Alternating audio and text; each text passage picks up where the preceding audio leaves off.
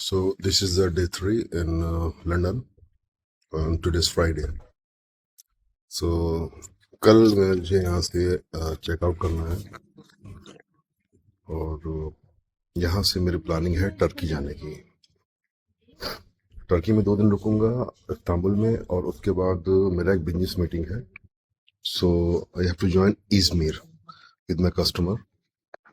सो उसके बाद आगे की ट्रिप कंटिन्यू रहेगी। लेट्स सी कि कहाँ पे जाते हैं।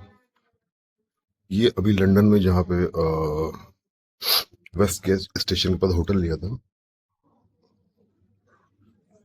उस होटल का कुछ इंसाइड भी दिखाता हूँ आपको। सो ये यहाँ का जो है आप ब्रेकफास्ट रूम है।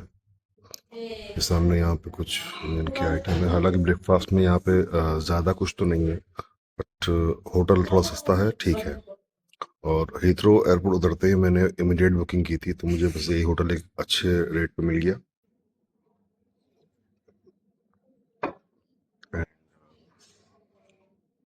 इस होटल में यहाँ पे रात में एक पब चलता है। बोले तो दारूबाजी पक्की होती है, जुआ भी होता है। ये इनके सब अलग अलग तरह के शराब के या बियर रम जो भी आपके यहाँ उसके सब मशीन्स लगी हैं यहाँ पे। और ये इनका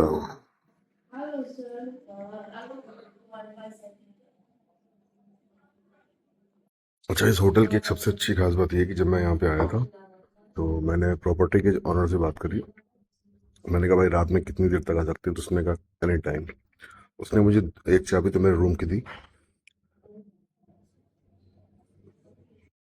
और एक चाबी मुझे दिया। इनका एक पीछे का गेट है जहाँ से जो गेस्ट हैं इनके रात में किसी भी टाइम यहाँ पे आना चाहे तो आ सकते हैं। ये है कुछ इनका शराब खाना।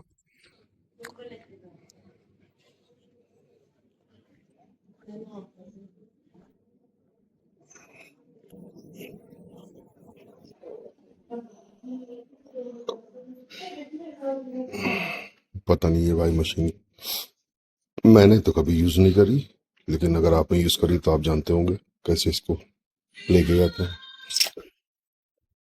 ये इनका स्नूकर है। रात में ये जो यहाँ पे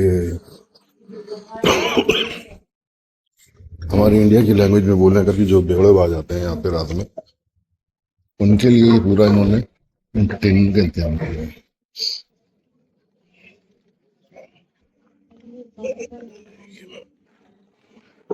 मेन इंटरेस्ट इनकी लॉक है।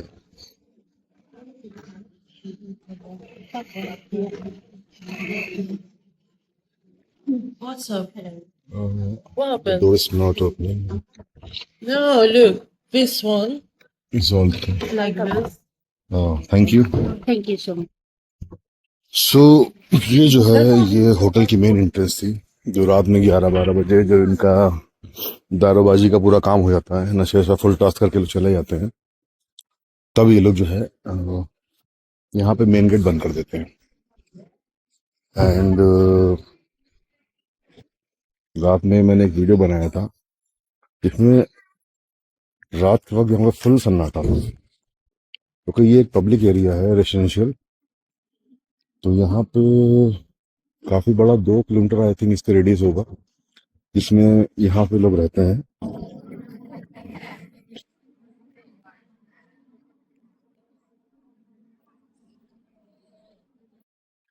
ये होटल का जो है बैक साइड का है, जिसके लिए मुझे प्रॉपर्टी ओनर ने बोला था कि आप जब यहाँ पे अगर लेट नाइट में आए तो आप पीछे से आइए।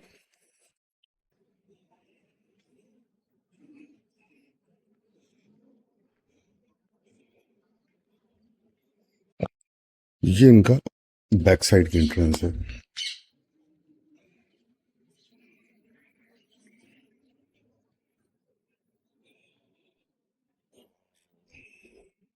ये इनकी भट्टी लगी है इनके। अच्छा, यहाँ सर्दी काफी पड़ती है तो हर रूम में हीटर की फैसिलिटी होती है, चाय कॉफी का भी अरेंजमेंट होता है। और अभी जैसे अप्रैल का मिड चल रहा है मॉर्निंग का टेम्परेचर भी आई थिंक 4-5 डिग्री सेंटीग्रेड के आसपास है। शीतलहर अच्छी खासी चल रही है, तो जैकेट इज कंपलसरी।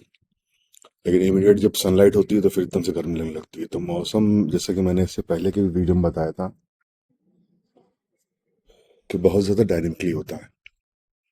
तो लोग यहाँ पे, अगर आप देखो तो अक्सर करके यहाँ पे गर्म कपड़ों में ही आपको नजर आएंगे।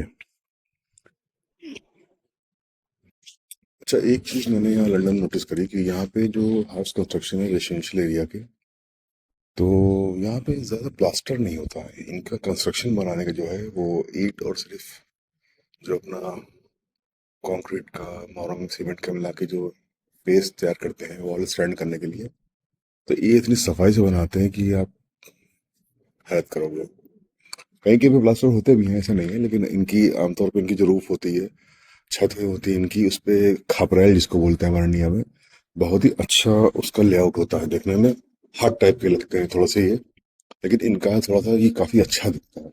अब ये सामने मोस्टली जो भी मकान आपको दिख रहे होंगे, सब में देखें कि बहुत ही कम है जहाँ पे कहीं कहीं पे बीच बीच में प्लास्टर कर रखा है।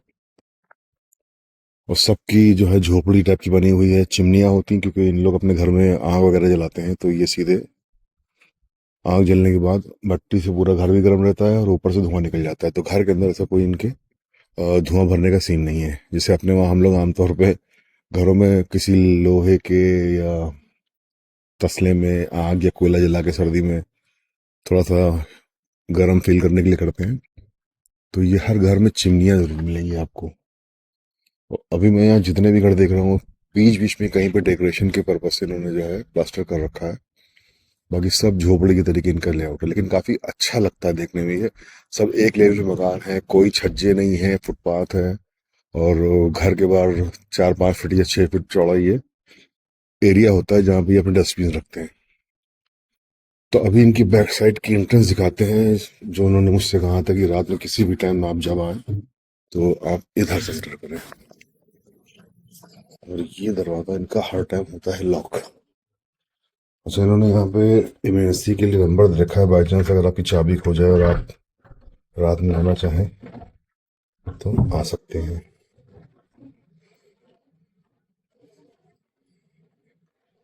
ओ भाई, चाबी नहीं लग रही, इससे बात अब तो काम कर रही थी।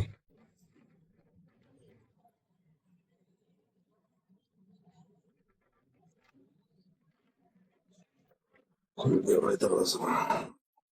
ये इनकी बैक एंट्रेंस है। ये इनकी ऊपर सीढ़ी है, यहाँ से हमने होटल में एंट्री की थी, जहाँ पे इनका रिसेप्शन है और इनका बियर बार वगैरह।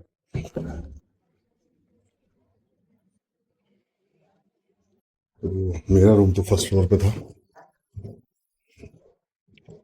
और यहाँ पे कुछ इनका ये लेबोरेटरी और शावर वगैरह भी बाहर दे रखा है इन्होंने।